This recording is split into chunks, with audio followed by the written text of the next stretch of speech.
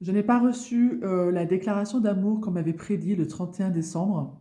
Je n'ai pas non plus reçu la lettre d'excuse de mon ex évitant. Comment ça se fait?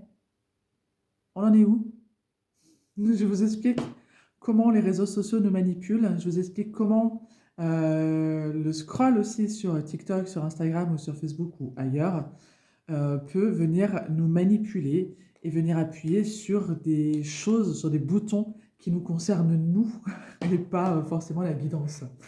Euh, quand, euh, Quand on tombe sur des vidéos qui nous disent votre ex il va revenir, comment recontacter votre ex, comment faire en sorte qu'il revienne et qu'il vous mange dans la main, euh, les guidances éphémères, enfin éphémères je sais pas, mais les guidances sur TikTok, on en voit de partout, tout plein. Et en fait, l'algorithme il va vous donner ce que vous regardez.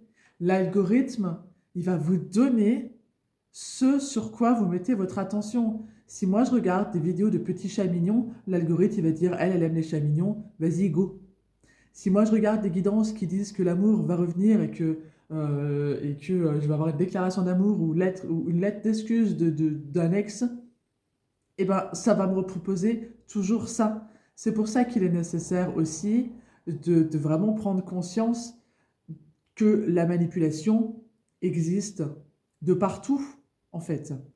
Je parle énormément de manipulation au sein d'une relation sentimentale, notamment dans les relations toxiques, mais nous avons tous notre part de toxicité, nous avons tous notre part de manipulation. À quel moment, nous aussi, on donne du crédit à ce qu'on regarde, à ce qu'on lit, à ce qu'on entend. Pendant longtemps, moi, sur TikTok, je regardais les tirages qui me disaient le grand amour et patati et patata. Pourquoi? Parce que j'avais cette dépendance affective qui s'activait en moi et qui prenait ma place, en fait. C'est comme si la dépendance affective, elle te disait, vas-y, mets-toi à l'arrière, c'est moi qui conduis. Et en fait, je me suis rendu compte, c'est aussi intéressant de prendre conscience de nos comportements, de nos schémas, de nos réflexions, de ce qu'on regarde, de ce qu'on entend, de ce qu'on écoute, pour pouvoir reprendre le volant. C'est-à-dire que cette dépendance affective, elle a guidé ma vie toute ma vie, sans que je le sache. Et c'est seulement en 2024 que j'ai commencé à mettre le doigt dessus. C'est seulement après avoir quitté ce partenaire en 2024 que je suis tombée nez à nez avec le diable de la dépendance affective. Je me suis dit, qu'est-ce que je fais là? Et en 2025, j'ai passé mon année à, à mettre de la conscience sur mes comportements, sur mes schémas, sur mes réflexions, le syndrome de la sauveuse, l'attente dans les relations, le fait d'idéaliser l'autre alors qu'il y a des red flags de partout. Bref, les réseaux sociaux nous manipulent et c'est nécessaire pour moi de vraiment mettre de la conscience là-dessus et de nourrir ce que vous avez envie de vivre. Il y a des fois où, oui, il y a un mot qui va m'interpeller sur TikTok ou sur Instagram, où évidemment je vais regarder la guidance du jour et puis si jamais je m'emballe et que mon cerveau s'emballe et que je laisse la dépendance affective reprendre le volant de ma vie, je vais regarder plein de guidances et à un moment donné je vais me dire... non, en fait, c'est pas ça du tout que je veux. C'est pas ça du tout que je veux. Et au final, à force de regarder les guidances des autres, à force d'entendre de tout et n'importe quoi, ça vient appuyer, ça vient nourrir ce qu'on est en train de travailler. Quand vous êtes en train de travailler sur quelque chose, notamment sur la dépendance affective, elle rêve de fusion et de grand amour, genre les princesses de Walt Disney.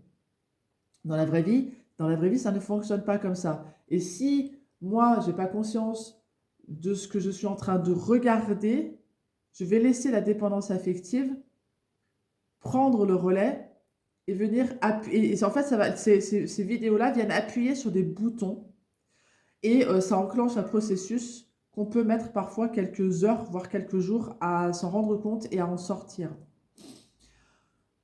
Quand on regarde aussi ce genre de vidéos, dont je vous parle d'algorithme, mais je vous parle aussi de vos actions, vous. Qu'est-ce que vous faites pour arrêter ça, pour stopper l'engrenage infernal?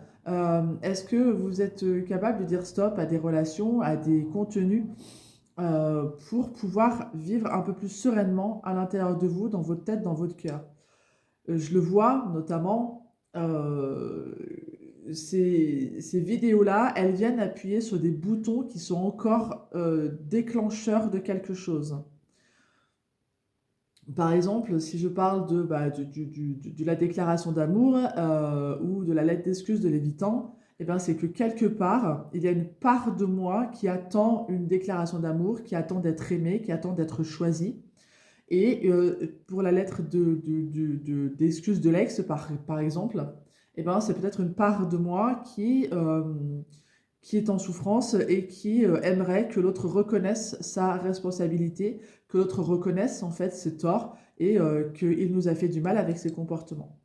Le truc, c'est qu'on ne peut pas demander aux autres de s'excuser s'ils n'en ont pas conscience et s'ils n'en ont pas envie. D'accord? Et pour autant, on ne peut pas passer notre vie à attendre des excuses qui ne viendront jamais.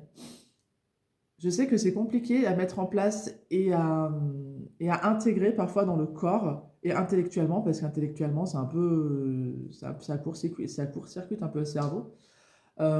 Mais arrêtons d'attendre des excuses de gens qui n'ont pas conscience du mal qu'ils nous font. Donc c'est juste de venir voir quelle est notre souffrance, cette part-là qui est en souffrance, euh, et venir l'apaiser, venir lui dire que vous êtes là aujourd'hui, que vous avez les outils, que vous êtes en processus, que vous êtes en chemin, qu'on a le droit de souffrir, mais qu'on a aussi le droit d'arrêter de souffrir. Parce que des fois, moi je l'ai vu quand je me suis libérée de la dépendance affective, sur tout le chemin là, de 2025, je me suis dit, à un moment, je suis arrivée, je me suis dit, mais comme ça fait du bien de ne plus être dépendante affective, comme ça fait du bien de ne plus projeter sur l'autre l'idéalisation.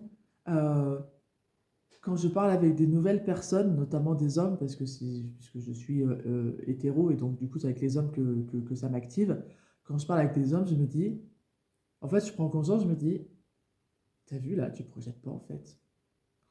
Ah ouais, tu vois, c'est un truc de fou. Et ça fait tellement du bien de se libérer de cette dépendance affective, ça fait tellement du bien d'être apaisé par rapport à ça et de ne plus jeter notre dévolu sur n'importe quel mec et de s'accrocher à tout prix absolument. Je vous parle de ça parce que on écoute souvent les guidances des autres. Et en fait, comme je vous disais, la dépendance affective ou tout autre traumatisme ou tout autre comportement limitant ou les schémas répétitifs ou les croyances limitantes, votre système de croyances va venir prendre le truc parce que ça a appuyé sur le bouton. Et en fait, cette croyance-là qui est tu fais trop de bruit, chat. Bref. Ces croyances-là qui sont en arrière-fond dans notre corps, qui tournent un peu inconsciemment, eh ben ils attendent juste, c'est comme s'il y avait, alors la métaphore que j'ai trouvée, c'est comme s'il y avait plein de gens derrière vous qui regardaient comme ça, tiens, qu'est-ce qu'elle regarde, tiens, qu'est-ce qu'elle lit, qu'est-ce qu'elle machin, et nous on est là, avec notre conscience et nos actions, en disant, attends, les gars, vas-y, retourne là-bas parce que ça ne te concerne pas, non, tu viens pas manger ce que je t'ai préparé parce que je suis en train de préparer un truc pour aller de l'avant. Et en fait, quand vous regardez, quand vous donnez de l'attention à ces guidances-là, que ça peut être la vie d'un autre, ça peut être les guidances sur YouTube, sur TikTok, sur je sais pas quoi, quand vous êtes trop focus sur la guidance des autres, vous n'entendez pas votre propre guidance. Et c'est comme si toutes les parties de vous étaient présentes, étaient des personnes et qu'elles étaient là autour de vous en disant, ah bah tiens, regarde, vas-y, clique là-dessus, et puis tiens, vas-y, scroll, ah tiens, regarde, lui, qu'est-ce qu'il dit là, ça a l'air intéressant. Putain, t'imagines, là, le grand amour, il va revenir, oh, la déclaration d'amour le 31 décembre, oh là là, ça va être trop bien, et la lettre d'excuse de l'ex-évitant, ah ouais, mais absolument, il me la faut absolument. Et en fait, nous, on est là, et on va se sentir envahi, quand on a conscience, évidemment, parce qu'il y a des choses, des fois, ça se fait vraiment inconsciemment, par toutes ces parties de nous qui veulent nous faire des choses. Et nous, en fait, on va se laisser happer parfois, et c'est humain et c'est normal, se laisser happer parfois par ce flux-là et par ce flot d'informations. L'idée, c'est vraiment de reprendre sa place et de dire, attends, oh, stop les gars, là, Non, je ne veux pas de déclaration d'amour, je ne veux pas, alors évidemment qu'on veut tous une déclaration d'amour, parce que voilà, parce qu'on est humain. Mais non, je ne veux pas de déclaration d'amour. Non, je ne veux pas que l'ex évitant s'excuse, même si ça me ferait je sais même pas si ça me ferait du bien en fait. Euh, et aujourd'hui, s'il devait revenir en me disant il faut qu'on parle, non, mais gars, t'as un an de retard quoi. Non, il n'y a rien à parler, moi j'ai fait le boulot. Euh, donc, et en fait, ces contenus-là nous laissent aussi dans l'attente que quelque chose arrive. C'est comme si on disait, bah, tiens, bah, t'as rien à faire en fait, attends le 31 décembre, il y a une déclaration d'amour qui va t'arriver par SMS. Moi, j'ai pas reçu de déclaration d'amour de SMS hier soir. Je suis déçue d'ailleurs parce que j'avais vraiment envie. Non, je rigole. Et en fait, je me suis rendu compte que même moi, dans mon alignement et dans ma conscience, je me dis, je n'attends, je stoppe. Non, il y aura pas de SMS, il n'y a pas de déclaration d'amour. Mais il y a une partie de moi qui va se mettre dans l'attente de quelque chose.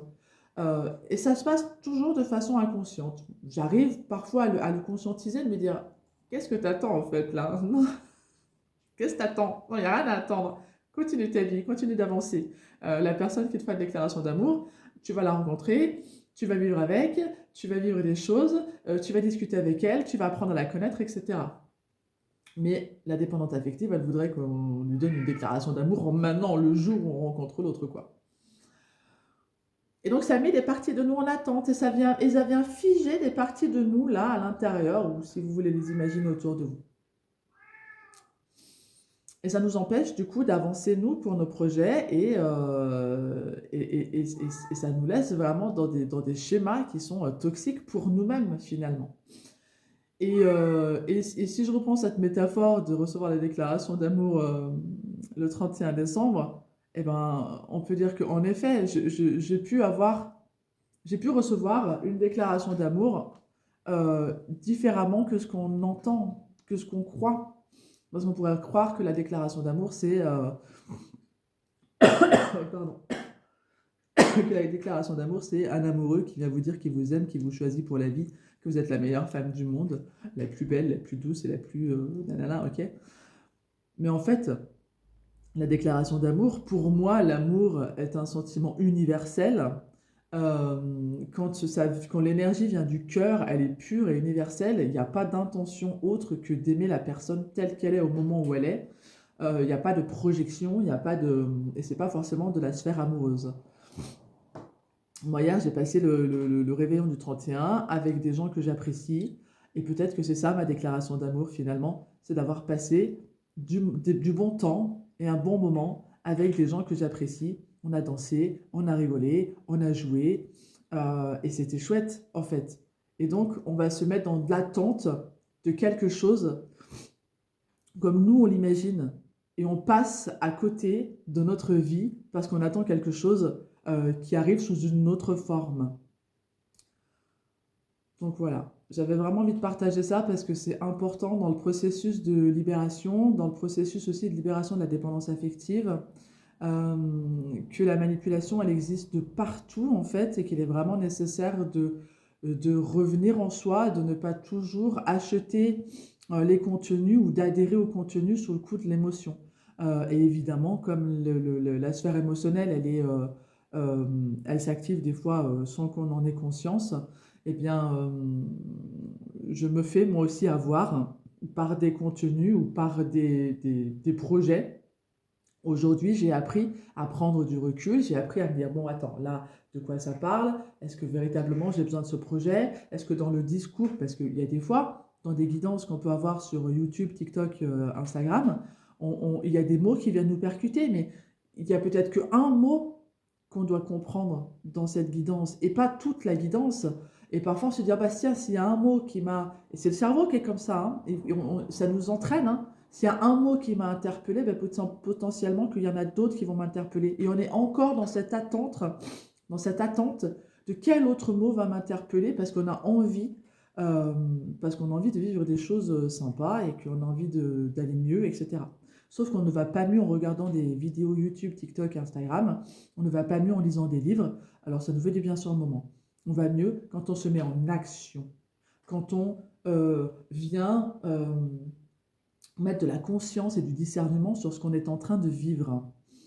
Moi, parfois, il y a des choses qui sont un peu obsessionnelles en ce moment chez moi.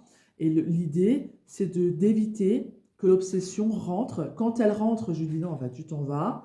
Il y a des choses, si j'ai des choses à libérer, je les libère.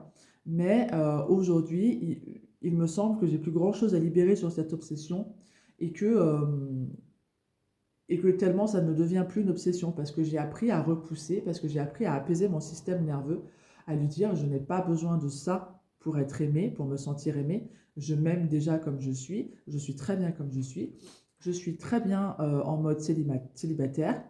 Évidemment que j'ai envie de rencontrer quelqu'un avec qui ça va matcher, avec qui on aura des affinités, avec qui on va pouvoir grandir et évoluer, mais ça ne sera pas avec la dépendance affective. Et je vois carrément la différence entre il y a 2, 3 mois et aujourd'hui. Quand je discute avec des gens, je me dis, bon, ben, ça n'a rien à voir avec il y a 3 mois, quoi.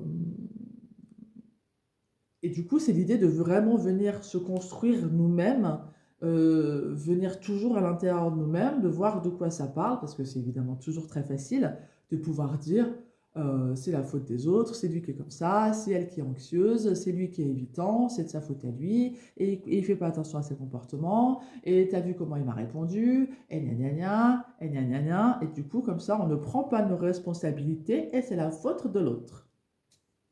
Alors qu'en fait, on pourrait aussi venir voir nos responsabilités. Et si l'autre, on n'est pas en accord avec l'autre et qu'il n'y a pas de lien à mettre en place, eh ben merci d'être passé dans ma vie. Je te souhaite une bonne continuation.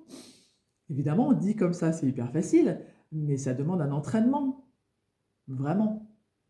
Donc, j'aimerais vraiment que on puisse être un peu plus, de plus en plus conscient de nos comportements et de nos schémas, un peu plus conscient qu'en fait, on ne va pas si mal que ça, parce que des fois, quand on est dans un processus de développement personnel, on va venir voir les blessures, on va venir voir travailler les schémas répétitifs, etc.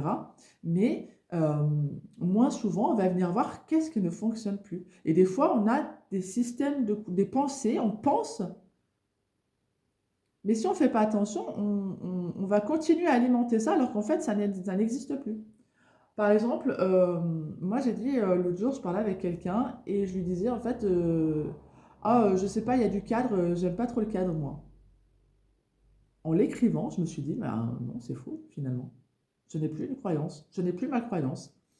Le cadre me fait du bien et le cadre me permet de développer ma créativité, d'être libre.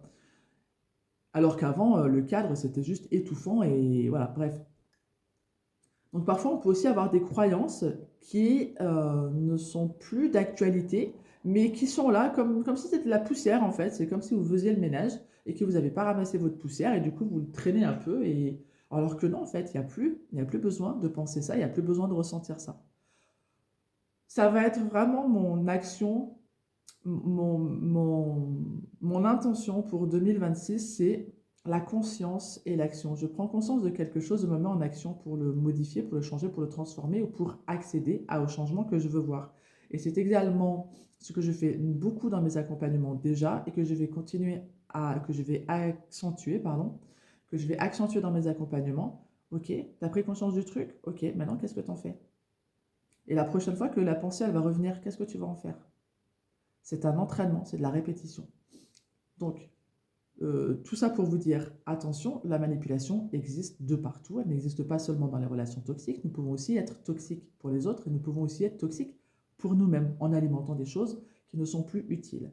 Pensez à cette métaphore de la voiture. Parfois, ce n'est pas vous qui conduisez, c'est un schéma répétitif qui s'est incrusté et qui vous a doucement mis sur le côté passager, voire sur le siège arrière, voire dans le coffre des fois.